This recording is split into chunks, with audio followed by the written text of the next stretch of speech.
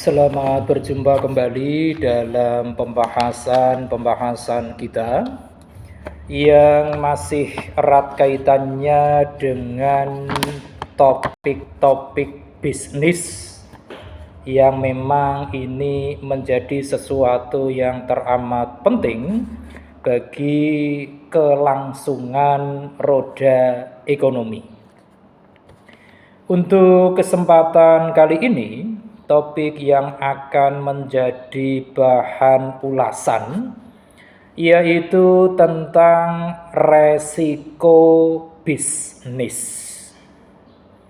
Kita tahu bahwa siapapun, baik itu secara individual maupun entitas tertentu, manakala mereka melakukan aktivitas bisnis, tentu harus memahami betul tentang yang namanya resiko.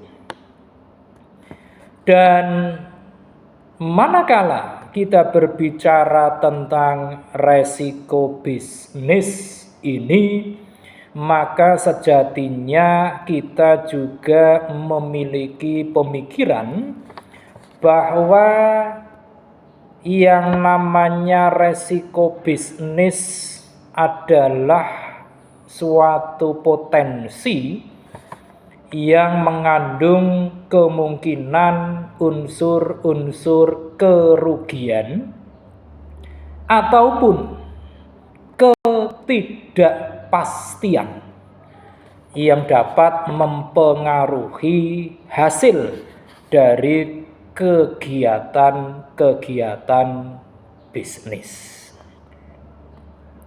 Nah, di dalam praktik bisnis ada beberapa jenis resiko bisnis yang perlu dipahami oleh siapapun, baik yang terjun secara langsung di dalam dunia bisnis ataupun yang secara tidak langsung berkaitan dengan dunia bisnis.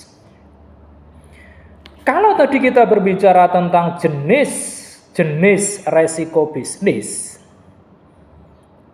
di dalam praktik bisnis ada yang disebut dengan resiko pasar.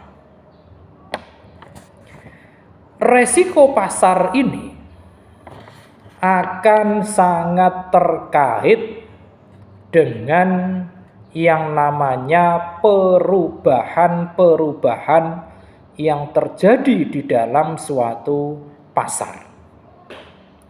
Misalnya, perubahan yang menyangkut tentang tren konsumen, yang menyangkut tentang kompetisi yang sifatnya intens. Kemudian yang berkaitan dengan perubahan kebijakan dari pemerintah. Ada juga yang menyangkut tentang fluktuasi dari harga itu sendiri. Dan masih banyak yang lain yang berkaitan dengan perubahan yang terjadi di dalam suatu pasar. Itulah resiko pasar. Kemudian jenis resiko yang kedua yaitu resiko teknologi. Resiko teknologi ini merupakan suatu jenis resiko yang bisa berwujud dalam hal ancaman keamanan siber. Ini yang paling banyak terjadi. Kemudian juga yang berkaitan dengan perubahan teknologi itu sendiri yang demikian pesatnya. Atau juga yang menyangkut tentang kegagalan dari suatu sistem teknologi. Ini bisa muncul dalam bentuk yang disebut dengan resiko teknologi tadi. Kemudian jenis resiko yang berikutnya yaitu resiko keuangan. Resiko keuangan ini diantaranya mencakup berbagai persoalan, utamanya persoalan-persoalan dalam bidang keuangan. Misalnya saja, yang menyangkut tentang fluktuasi nilai tukar mata uang, yang menyangkut tentang masalah likuiditas, yang bertalian dengan perubahan suku bunga, yang berhubungan dengan inflasi, dan sebagainya. Resiko keuangan ini sangat mempengaruhi ketercapaian yang namanya laba, struktur modal perusahaan, dan juga arus kas perusahaan. Oleh karenanya, resiko keuangan ini merupakan salah satu resiko yang perlu untuk sangat-sangat diperhatikan. Kemudian jenis resiko berikutnya yaitu resiko reputasi. Untuk resiko reputasi ini sangat berkaitan dengan citra dan juga persepsi perusahaan di mata konsumen. Juga yang berkaitan dengan citra dan persepsi di mata mitra bisnis ataupun masyarakat secara luas. Kita tahu bahwa ulasan-ulasan yang sifatnya negatif itu akan dapat merusak reputasi dari suatu perusahaan. Ulasan negatif bahkan bisa mengurangi penjualan ataupun mempengaruhi kepercayaan konsumen. Itu adalah resiko reputasi. Kemudian resiko yang kelima yaitu resiko operasional. Untuk resiko operasional ini sangat terkait dengan operasionalisasi keseharian dari suatu perusahaan. Resiko operasional ini dapat muncul dari berbagai hal, seperti terjadinya kerusakan peralatan, munculnya berbagai permasalahan dalam rantai pasokan, atau bisa juga karena adanya permasalahan manajerial dan sebagainya. Itu adalah resiko operasional. Kemudian jenis resiko yang lain yaitu resiko hukum dan juga regulasi.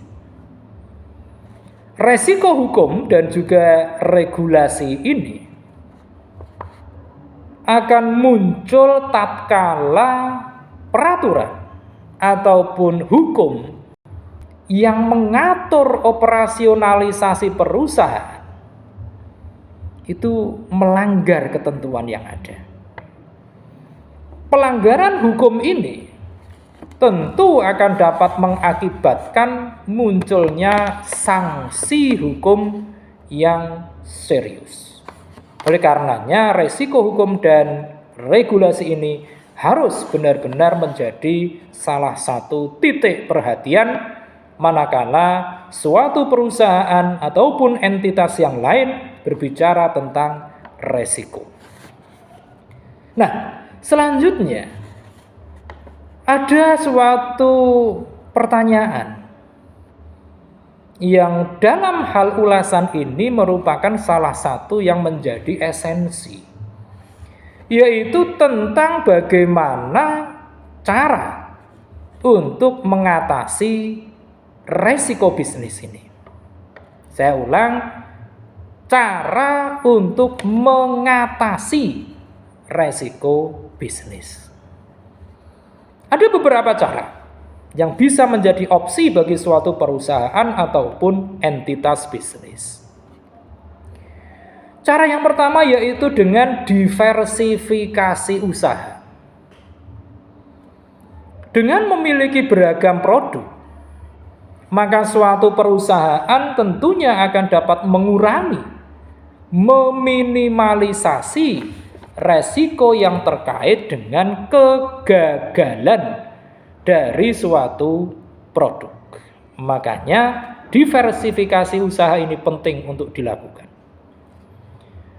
Kemudian cara yang kedua, yaitu dengan menjalin kemitraan strategis. Dengan bermitra dengan pihak lain, tentunya akan dapat mengurangi berbagai resiko atau mungkin membagi resiko untuk menjadi sesuatu yang lebih kecil resiko itu. Itu cara yang kedua. Kemudian cara yang ketiga untuk mengatasi resiko yaitu dengan melakukan penilaian resiko secara terperinci. Manakala suatu perusahaan itu melakukan analisis secara mendalam terhadap resiko yang mungkin terjadi, tentunya ini akan sangat membantu bagi perusahaan dalam mengambil berbagai langkah-langkah pencegahan munculnya kemungkinan resiko. Kemudian yang keempat yaitu dengan asuransi bisnis.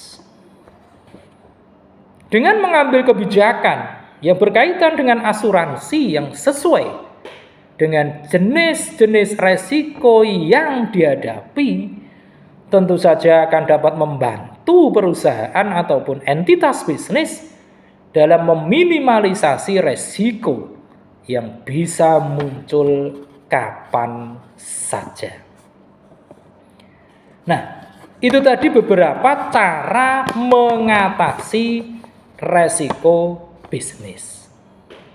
Selanjutnya, mungkin juga muncul pertanyaan, kalau tadi adalah cara untuk mengatasi resiko bisnis, tentunya ada cara untuk mencegah resiko bisnis yang mungkin saja terjadi. Pun demikian dengan cara mengatasi resiko bisnis, untuk mencegah resiko bisnis ini pula ada beberapa cara yang bisa dilakukan oleh suatu entitas perusahaan ataupun individu yang memiliki proses bisnis. Cara yang pertama yaitu dengan melakukan riset pasar terlebih dahulu.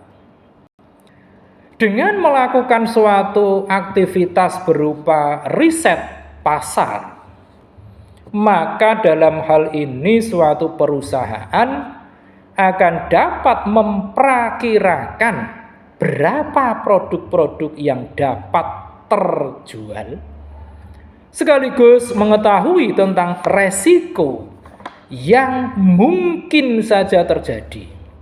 Misalnya saja, adanya resiko di mana produk-produk yang kita hasilkan ternyata kalah bersaing dengan produk-produk dari kompetitor kita. Itu adalah cara yang pertama untuk mencegah terjadinya munculnya resiko bisnis. Kemudian cara yang kedua, perusahaan dapat membuat ataupun memiliki suatu aplikasi manajemen yang memang ditujukan untuk meminimalisasi datangnya berbagai jenis resiko. Untuk mempermudah operasionalisasi suatu perusahaan, penggunaan teknologi ini sering digunakan dalam rangka mempermudah berjalannya suatu perusahaan. Seperti halnya lebih mudah untuk mengontrol produk-produk yang ada di dalam pasar dan juga lebih mudah pula untuk mengidentifikasikan jika ada resiko-resiko yang muncul dari produk-produk kita di pasaran. Ini adalah cara yang kedua.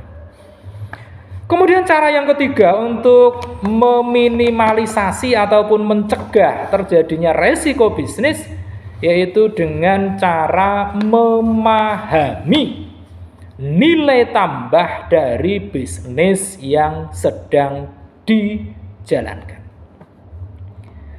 Perusahaan dalam hal ini harus memahami tentang apa? Memahami tentang tujuan, tentang target, maupun juga tentang nilai dari produk-produk yang dihasilkannya. Perusahaan dalam hal ini juga harus memiliki pemahaman yang benar tentang nilai tambah maupun keunikan dari produk-produk kita dengan produk-produk yang dihasilkan oleh kompetitor. Sehingga dengan keberbedaan dan keunikan ini diharapkan akan mampu untuk menarik konsumen, sekaligus mampu mempertahankan eksistensi produk-produk kita di dalam pasaran untuk jangka waktu selama mungkin. Itu adalah beberapa cara untuk mencegah munculnya resiko bisnis. Nah, ada beberapa hal yang memang itu harus kita pahami bersama, utamanya tentang cara mengidentifikasikan resiko bisnis ini. Kalau tadi adalah cara mengatasi, kemudian cara mencegah, dan yang terakhir ini adalah cara mengidentifikasikan suatu resiko bisnis. Kalau kita berbicara tentang bagaimana mengidentifikasikan resiko bisnis ini, maka yang pertama perusahaan dapat melakukan analisis proses bisnis.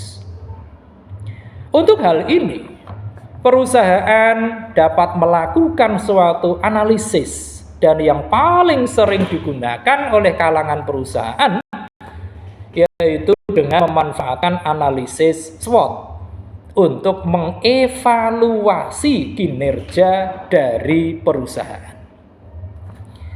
Analisis SWOT ini seperti yang kita pahami bersama, itu meliputi 4 komponen penting yang perlu untuk kita sejujur-jujurnya dalam menilai. Komponen tersebut yang pertama yaitu yang menyangkut tentang kekuatan yang dimiliki oleh perusahaan. Dalam hal ini, perusahaan haruslah mengidentifikasi tentang kekuatan-kekuatan yang dimiliki oleh perusahaan, yang mana ini akan sangat membantu perusahaan dalam mempelajari apa yang harus dilakukan oleh perusahaan tersebut. Ini yang menyangkut tentang kekuatan. Kemudian yang kedua yaitu yang menyangkut tentang kelemahan.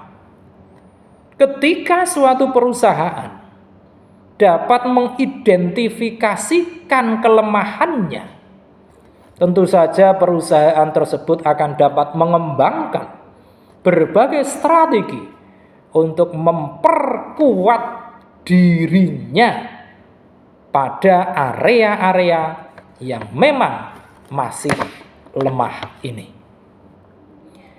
Kemudian yang ketiga yaitu yang menyangkut tentang aspek peluang. Perusahaan dalam hal ini dapat melakukan riset pasar guna mempelajari potensi munculnya pertumbuhan bagi perusahaan, atau mungkin juga menilai tentang berbagai peluang yang bisa ditingkatkan. Dan yang terakhir dari analisis SWOT ini adalah yang menyangkut tentang ancaman. Perusahaan dalam hal ini dapat meninjau berbagai fakta internal maupun eksternal yang dapat mengancam keuntungan dari perusahaan. Itu yang pertama. Kemudian yang kedua, perusahaan dapat mencatat setiap resiko yang ada. Dalam hal ini, perusahaan dapat membuat berbagai catatan untuk setiap resiko bisnis.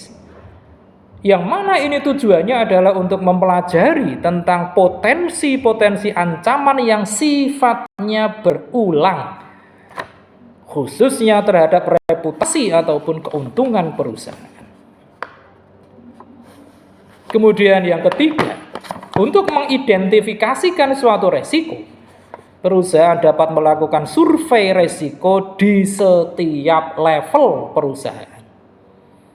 Dengan mensurvei pegawai ataupun karyawan secara anonim, lebih baik anonim, dari yang ada di dalam perusahaan, maka tentunya ini akan dapat membantu perusahaan dalam rangka mengidentifikasikan berbagai ancaman terhadap setiap area perusahaan.